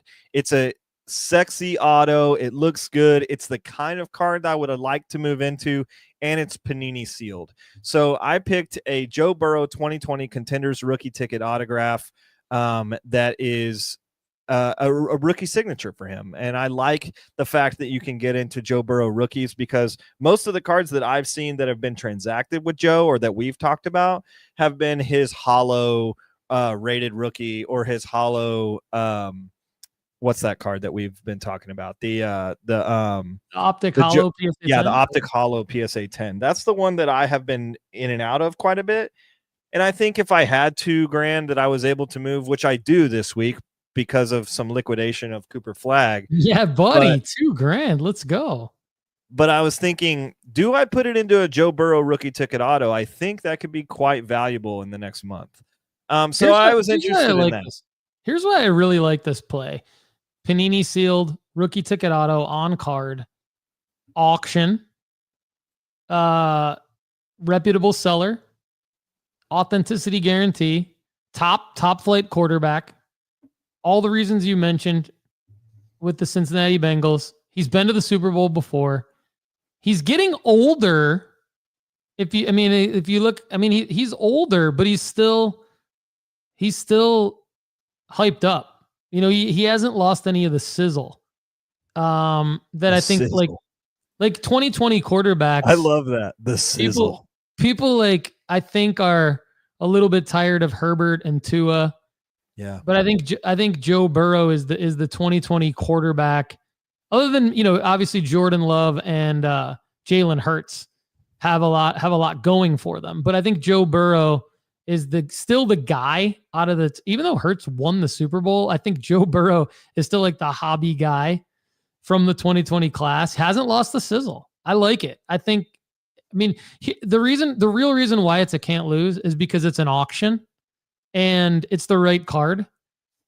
And because it's an auction, you're going to be able to sell this again. Like if you need to get out of this card in a month for whatever reason, you're going to be able to sell it and like probably sell it for like the worst case scenario is it would be a wash. Now we don't want it necessarily to be a wash. We want you to make money, but when a card is a big card, like you might get intimidated by like a $2,000 card, but you're going to at least get $2,000 back for this card. This is the right card. So I like that play.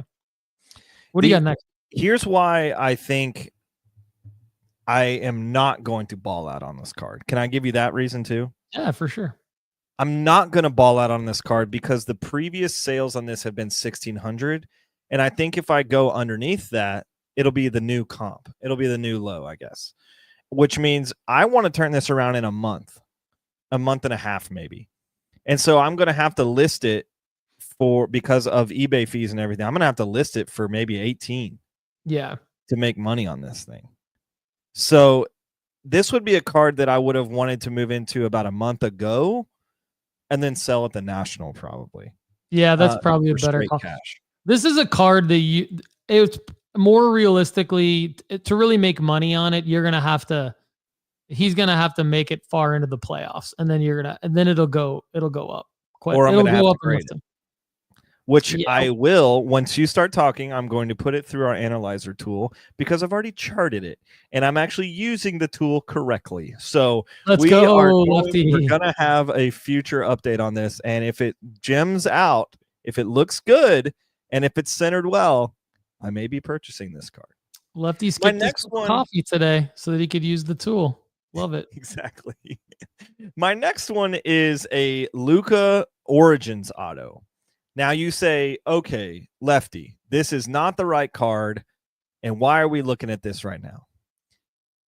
I want you to take a Google with me really quickly. Are you ready for this? I want Paul Hickey to Google Luka Doncic Men's Health Magazine. All right. Luka Doncic Men's Health cover. All right. Take a gander at my man on this cover. No way. Oh my Lord, Paul. That is a fit looking Luka. That is not him. That is not him. That is Holy crap. Are you kidding me? If that is real, if it's real and it's not photoshopped, this is a big problem for people because look at the side-by-sides here, Paul. Oh my. This is such a difference. Is Luka coming into the year looking like this version on the left? Or is he going to look like the one on the right? There's no reason why he shouldn't look like that. Like, you know what I mean? Like, this is what he should. Nico has been chirping. Nico has been chirping years in advance about how this guy can't get in the weight room. He sends him to LA in arguably one of the craziest trades of all time. Luka has a point to prove. He's going to come out and ball this year for the Los Angeles Lakers. And I'm saying he's been in the gym. I think this is something. This is something. So this is hype. This is hype. Now, let me return you to the fact that I bought a silver PSA 10 of this guy last year when we were arguing whether it should be him or Shea. And I took the Luka jump. I paid $1,300. The most recent sale, by the way, I haven't looked at today, but as of yesterday, the most recent sale was $1,500 on that card. It has gone up $200 in the off season, Paul. I think Luka has some incredible stamina underneath him right now. Of that, if he does anything for the Lakers this year, and if he comes out looking ripped, these cards are going to go to the moon. So my featured auto that I like is a Luka Origins auto that's around $500. It's not the right card per se, but I think it's the right athlete right now. I think it's the one you should be looking at, and it is an auction. And it's one that caught my attention. I love the premise of everything that you just said. So I'm just going to take it to a card perspective here for everybody. When you look at this card, and this is part of the reason why I don't like Origins. Origins doesn't typically grade well because usually the edges and corners get damaged pretty easily on this release, and the edges and corners on this are bad. Yeah. So there's no raw to grade play here. It would strictly be the fact that it's a Luka rookie auto. And like that's why Lefty, for those of you who don't know, that's why Lefty has said that it's not the right card. It is not the right Luka card. It is not. It is, although from our friends at Murazond. Yeah. Which does need to be mentioned. And my third one is an orange Caitlin Clark 145. Looking pretty good. And I'm going to be centering this one later as well, because if I can get into this card for 125, 150 bucks, I think I might be snagging that one as well. I'm going to be sending that to the centering tool as well. I like that card too. And before I get to my auctions, there is a card that I think I just want to talk to you about real quick. I bought a Caitlin Clark. I bought an orange out of 99 of that card. Okay. In an auction for $966.95 all in. So it's serial number 51 out of 99. And I ran it through our centering tool at nooffseason.com, and it's a 10 everything. Like everything's a 10 everywhere. And as you know, because you and I looked at this card in person at Fanatics Fest, and this is the Caitlin Clark, honestly, the 145 and the 22. I don't think I've ever looked at any other sports card as much as I've looked at those two cards from a centering standpoint. So when I won this in an auction and I thought, okay, if I can get this out of 99 orange to gem at PSA, that would be that'd be like $1,000 to like a $5,000. That could be like a 5X if it gems. Like, I don't know that there are comps because it's only out of 99, but there are not going to be many 10s of that card. So anyway, I like your play too. Yours is just kind of the baby brother to that one, the baby sister.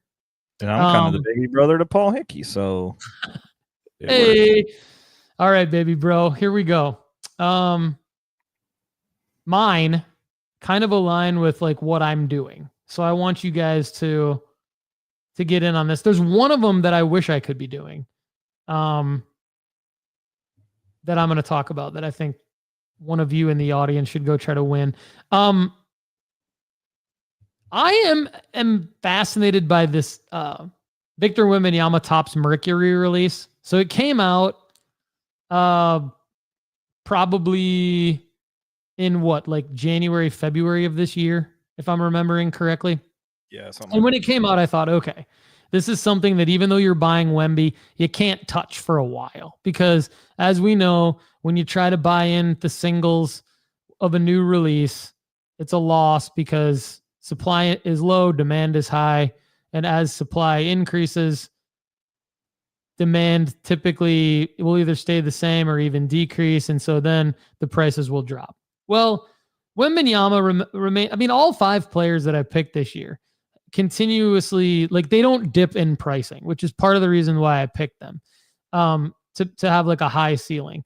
Well, the Mercury release has been a tricky one to try to figure out, because he signed the downside is that he signed a lot of autographs. So there's a massive supply of his autographs, but on the upside, these are typically can be on card autos. Most of them are serial numbered.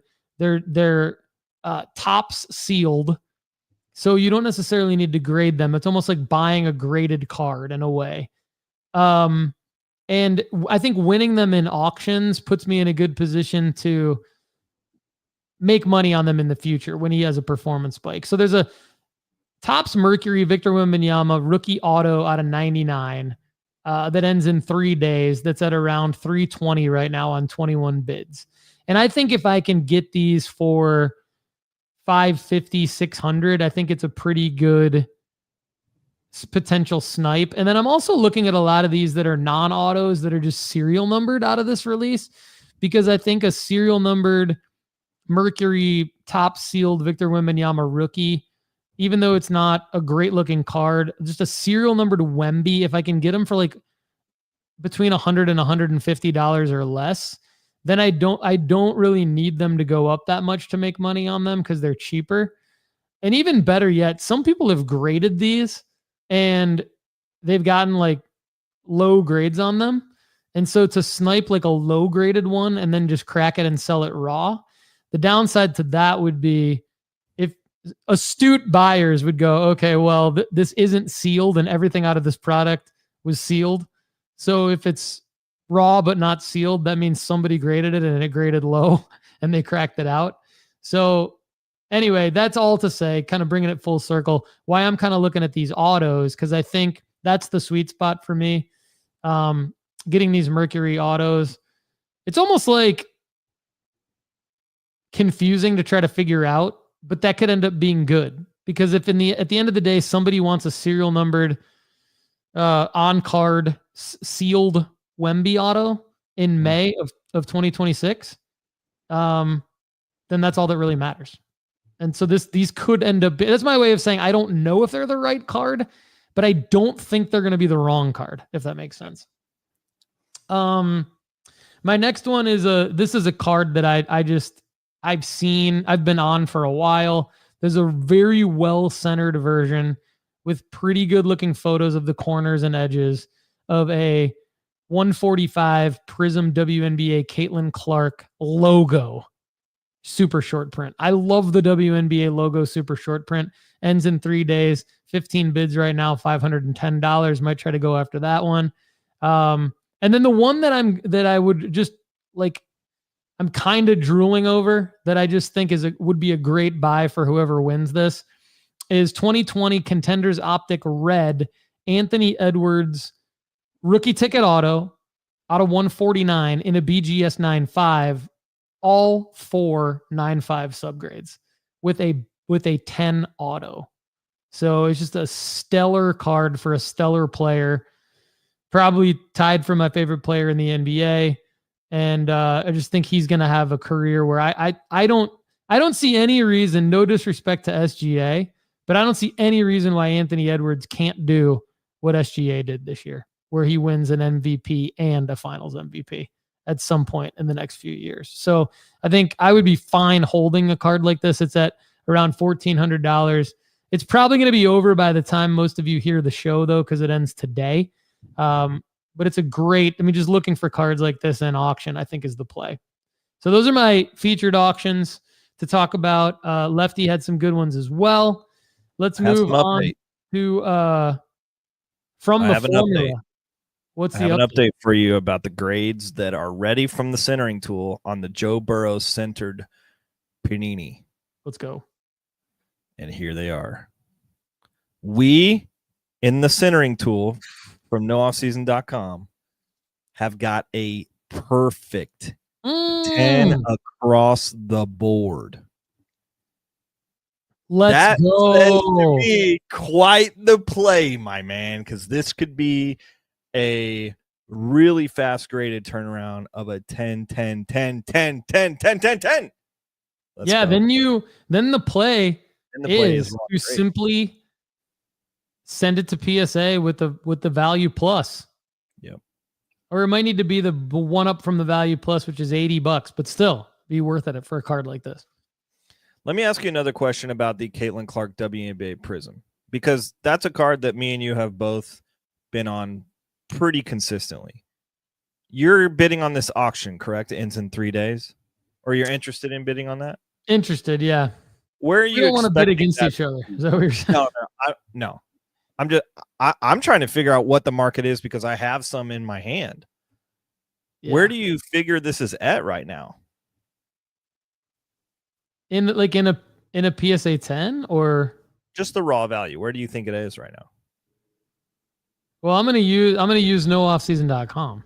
There you go. So let me do that. I'm gonna go to nooffseason.com and I'm gonna put in the search bar on the card analyzer and predictor the title of the card, and then I'm gonna chart it. So I'm gonna chart the last as many raw sales as I can find in July. So let's see. I've already charted. So I've got, let's see, 6 of the last 6 sales. Average is 705. Last sale 798.88, which was 2 days ago. So that's where the market is. 798.88 for the raw. Now, if we chart a PSA 10 sold for 3,500 on July 10th. So that's big upside, huge upside to get a 10 to get like the numbers work that way for any Caitlin Clark, out of Prism this year. Like the base is like huge numbers to go from raw to PSA 10 and like all the way to the serial numbered and the super short prints. Here's what's interesting though, Lefty. 2 days ago, a BGS 9.5 of that card sold for $840. So you've got an upside from a BGS 9.5 from $840 to a PSA 10 $3,500. So that's interesting too. That is. Now on July, so here's another thing. July 4th, this card sold for $2,550. And then on 2 days ago, it sold for $1,000 more, $3,500. So it's gone up. SGC 10 sold on July 4th for $999. A lot of opportunity with that card. A lot of opportunity. I bid on the Burrow card, by the way. Have I not? I have not bid on that yet. It's on my watch list. Lefty just bid on the Burrow. I'm going to bid on this Caitlin Clark. Okay, I've got the winning bid currently, but there's still 3 days left. So 560 is not going to be the winning bid. But that's where I'm at right now. Cool. So, Rusty Imagard in the house. What's up, Rusty? We're going to keep shouting out people. Koa is over on Instagram. Place we can work. 406 rookie cards, Canna cards, the Michael J, Craig's card, Pablo cards, Goat cards, and collectibles. Anyone over on IG that can come over to youtube.com/Paul Hickey is just a better experience. If you like the content on this show and want more, go premium at nooffseason.com. Now to get unlimited advice answered by Lefty and I later in the week, usually Thursday, we do our premium podcast for premium members called the Premium Pod. Go premium at nooffseason.com. Multiple pricing tiers, weekly, monthly, and annual. Use the promo code NOOFFSEASON to save 20%. From the formula, which is our sports card rankings, they're based on our mathematical formula. From our sports card rankings at nooffseason.com, I've picked 2 cards that I just want to call out because I think, there's 2 different reasons. Actually, there's the same reason for both of these cards. Here's my theme. And it's typically a PSA 9 sells for the cost of the raw card. We've seen that pattern present itself over the last year or so where it's like, okay, PSA 9 and raw are typically always the same, which is, it can be good in certain scenarios, but for the most part, it's bad because there's less upside on a raw to grade play because of that. It's like you have to get a 10 in a lot of cases. Well, in the case of the Michael Jordan 1996 Fleer number 4 Decade of Excellence, which is like the decade tribute to his 1986 Fleer rookie card, you can buy that card for $37. You should be able to buy it raw for $37. It actually sells for $80 in a PSA 9 and $262 in a PSA 10. So that gives you the good chance at a 55% ROI on that raw to grade. And then the Kobe Bryant 1996 Topps Base 138 is a $55 card raw, but in PSA 9, average in the last 30 days is $132 in a PSA 9. So you can actually go from raw to a PSA 9 and make money on that card. The PSA 10 is down. It might be like close to its lowest of all time. Probably not its low, but it's $844 in a PSA 10 still. So if you can manage it, it's going to be very hard to get a PSA 10 of that card, but not super hard to get a 9. So that's an interesting play. Because of the 9, you can make money on that card. And the chances at a 10 give you a good chance at an 84% all around ROI on that card. So these are older cards, each from 1996. My theme today on the sports card rankings, cards from 1996 that you can win with a PSA 9. Lefty, over to you. I like that. From the formula, we did this last week. So I was like, okay, what can change over the last week in terms of what we're looking at right now? I looked at the Paul Skeens Bowman Draft Chrome Refractor. That's an easy card to get in and out of, and it still has a 26% return on investment. You're selling these at $211 for a PSA 10, and the gem rate is okay with this card. So Paul Skeens is a guy that's still going to end up being a dog. He's going to be the guy that's going to probably win Cy Young this year. So he's going to be a guy that even on the worst team, one of the worst teams in baseball, I can't even say the worst team in baseball because the Rockies are running away with that. They're not only running away with the worst team in baseball, they're running away with the worst team all time.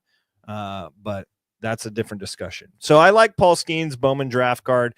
I still think he's a name that's going to get attention.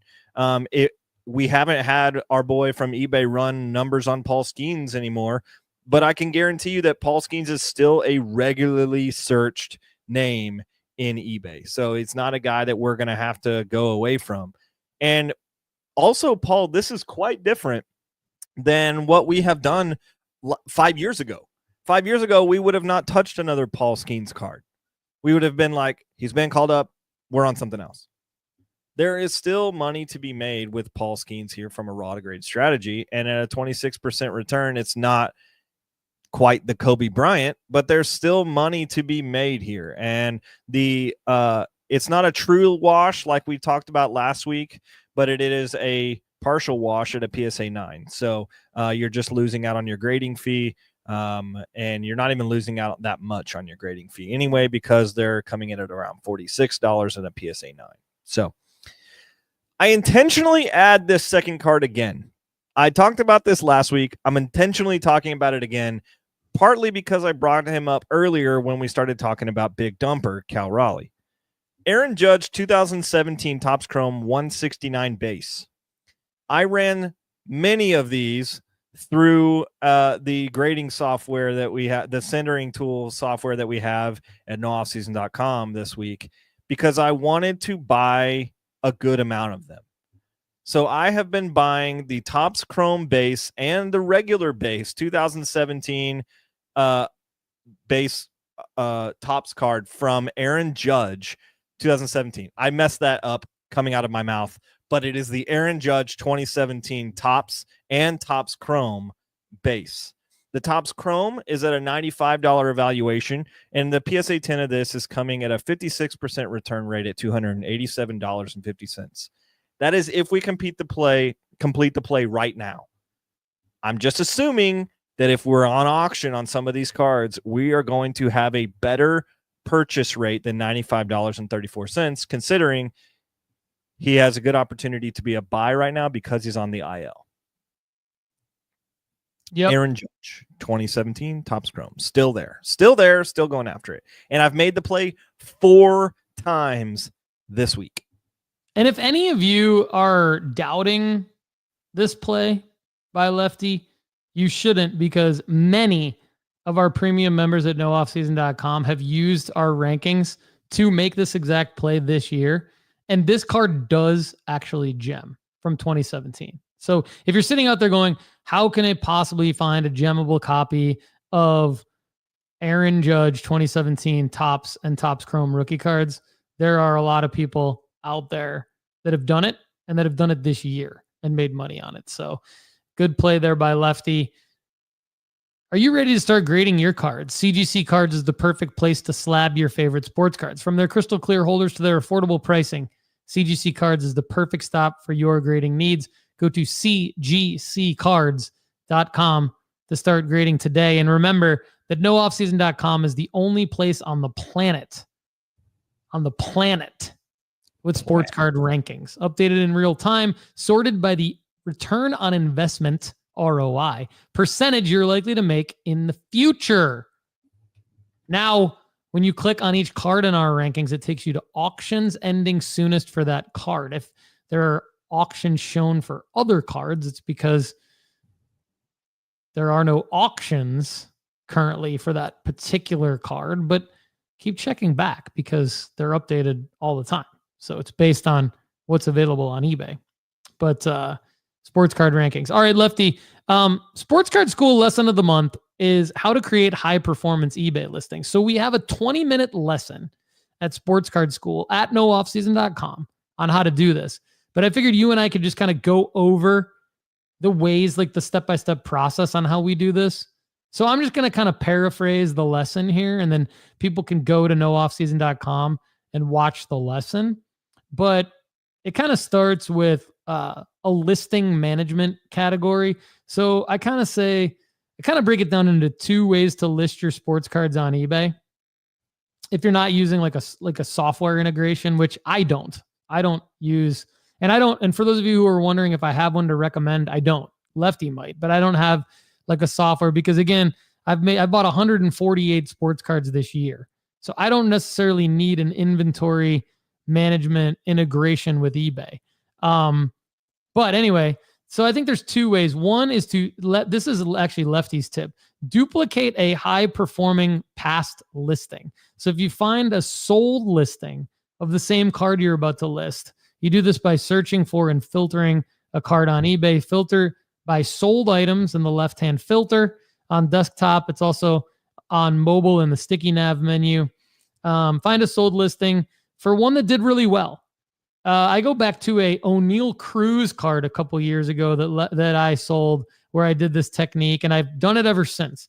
I picked the top-selling O'Neal Cruz card that I had. It was his first Bowman auto, and that did really well for me. It was one of my bigger wins that year. The second way would be to create a new listing from scratch, and the lesson tells you how to do that. The importance of your title would be the next one. So I think your item's title is just as important as anything else. Based on our experience, eBay's search algorithm pays just as much attention to matching searches to the title as to anything else. It's important to put the following items at the front of your listing title: year, player name, then card information, set, variation. In some cases, player name can come before year and then card information. It's always best to include the card's number if possible, but you're only given so many characters in your listing title, so you'll need to actually prioritize this. We want to put RC or rookie card, auto or autograph if autographed, serial number if serial numbered, and of course the grading company and grade would all be probably prioritized over card number. Make sure not to forget any of the details before going live with your listing, because eBay won't let you change your auction listing details once you have a bid. So that's very important. So like, for example, in the past, I've forgotten to add that a particular card is out of $299 in the title. Well, I got a bid and then I'm like, oh crap, I can't go add out of $299. Could you end the listing and restart it again from scratch? Yes, but you really don't want to do that because you'll get penalized from eBay on that as well. And sometimes if you do it multiple times, they'll even charge you for doing it. But you could also get negative seller feedback from a potential buyer if you do that. The importance of photos is obviously a big one.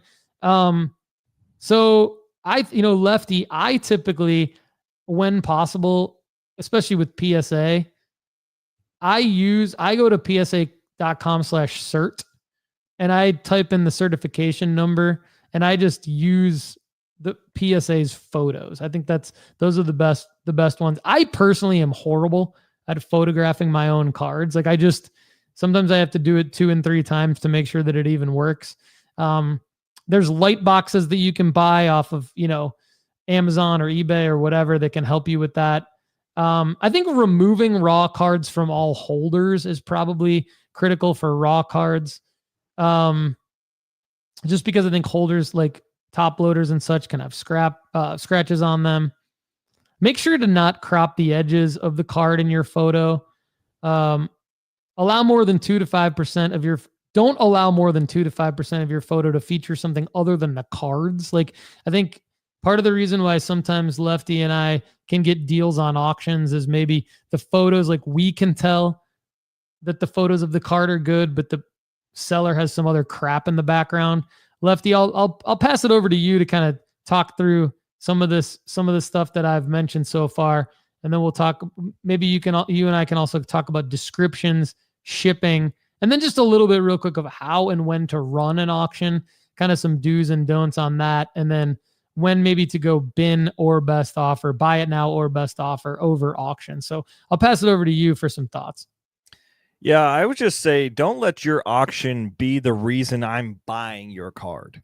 If I have gotten pretty savvy about finding cards that are more valuable than they are ending for because the listing is wrong.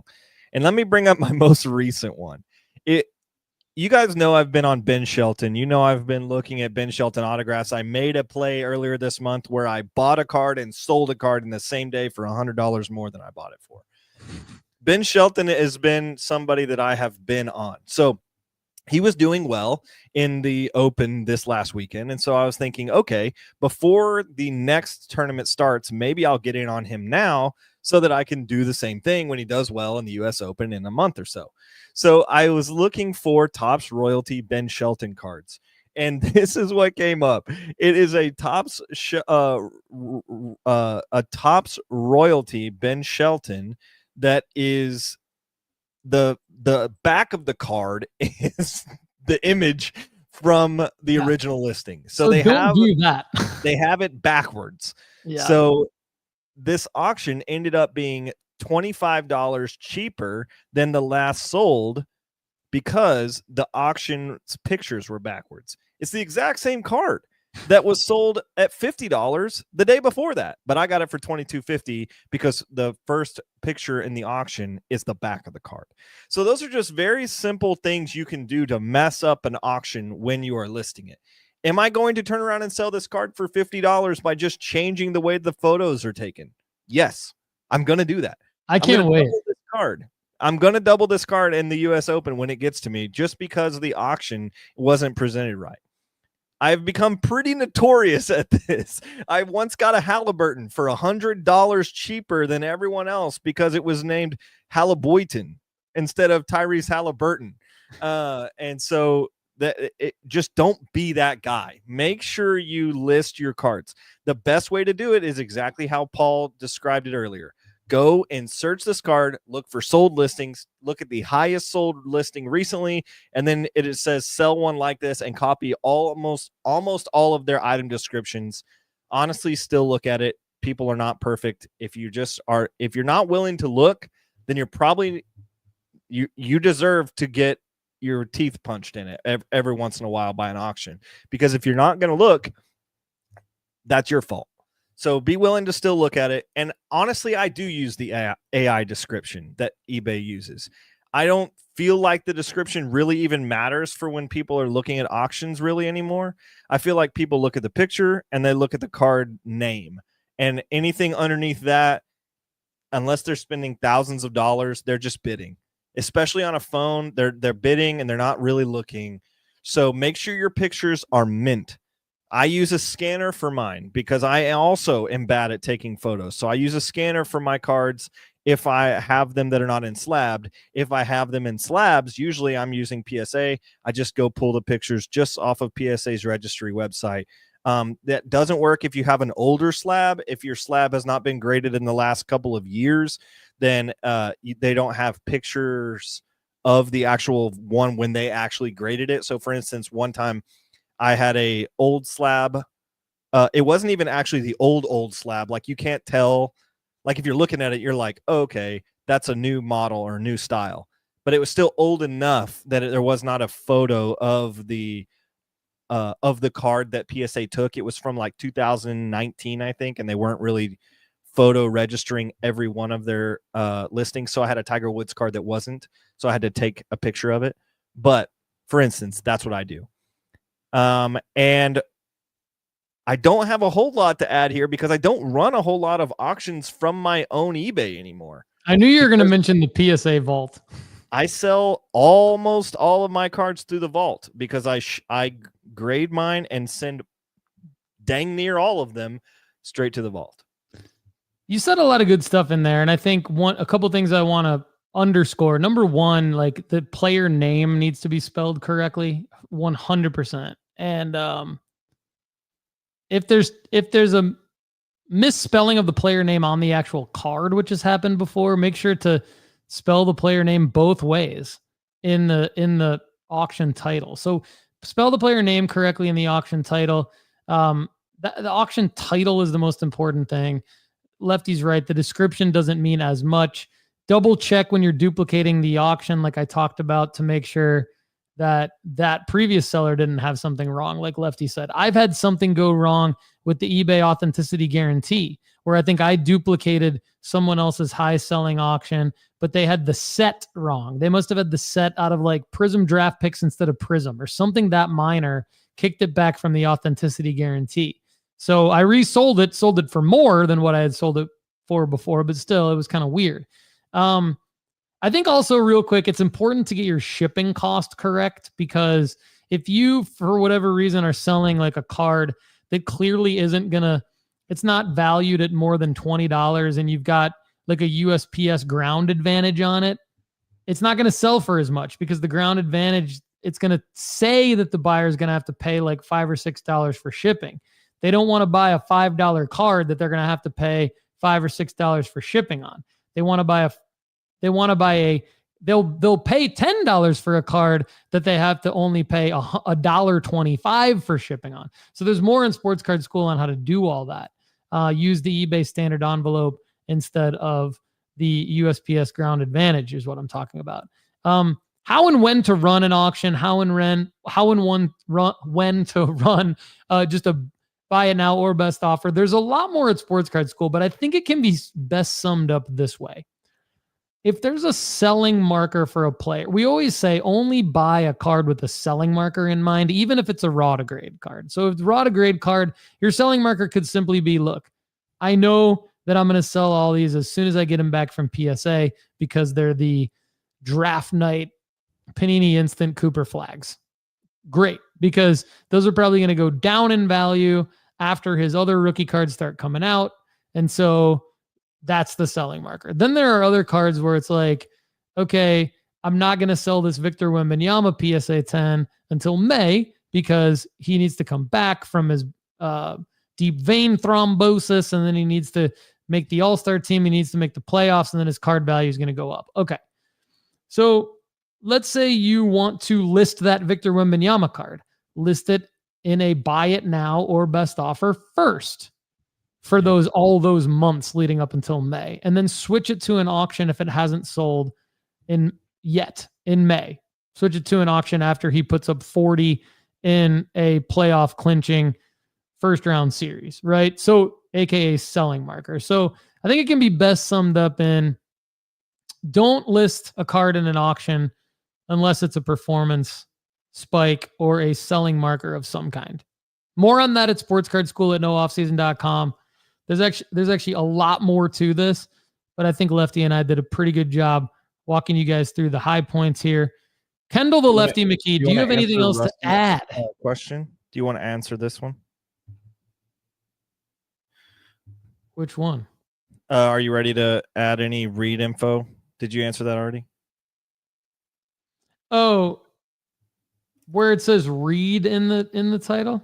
Yeah, like he's asking if we have a card that's not Gem Mint, are we putting read info or read description on the title? You and I both have the same answer to this one. Why don't you take it? Because I know what you're going to say. It's no. Yeah. The answer is no. What I do, if I know that I'm not going to gem a card, I do not like when you have to select condition. And I don't know if Paul does this exactly the same as I do, but what I do is I do not select near mint. I select excellent, which is like the next card. It's the next one down. And I assume that people are smart enough to realize if it doesn't say near mint, then it's probably not near mint. And I know that the authenticator is not going to ding me for that as well. Yeah, that's a smart one. Very, very smart one, because it'll just avoid returns and disputes and things like that if you check the right box. You can check near mint if it's like clearly no issues with the card, but if there's an issue, even if you got it in, like, even if it's documented in the photo, I think that's the smart play. Cool. So Lefty, anything else you want to add for today's episode before we say goodbye until next week and hopefully see some of you at the National? But for those of you that we don't see it at the National, we're going to have a great recap on Monday. So you will not feel left out. Yeah, I'm anxious to see how this Joe Burrow card goes, because if it grades a PSA 10, then I'll be swimming in like $5,000 of money. So let's get it. What's going to be your max bid on that? Right now, my max bid is 1,500. I don't know if I would go higher than 16, just because of the capital that I have. I don't want to tie up everything I own in a Joe Burrow card. Love it. All right, great work on today's show. We'll see you guys soon. Thanks so much for being here with us on the Sports Card Strategy Show. If you enjoyed the content on today's show, there's plenty more waiting for you at nooffseason.com. Just go to nooffseason.com right now. You get our formula-based sports card rankings, sports card school, inventory tracker, the ability to grade with us, and the premium podcast where we answer an unlimited amount of your questions. Check it out right now at nooffseason.com. For everyone at nooffseason.com, I'm Paul Hickey. Thanks again for being here with us on the Sports Card Strategy Show. We'll see you again soon. Have a great day.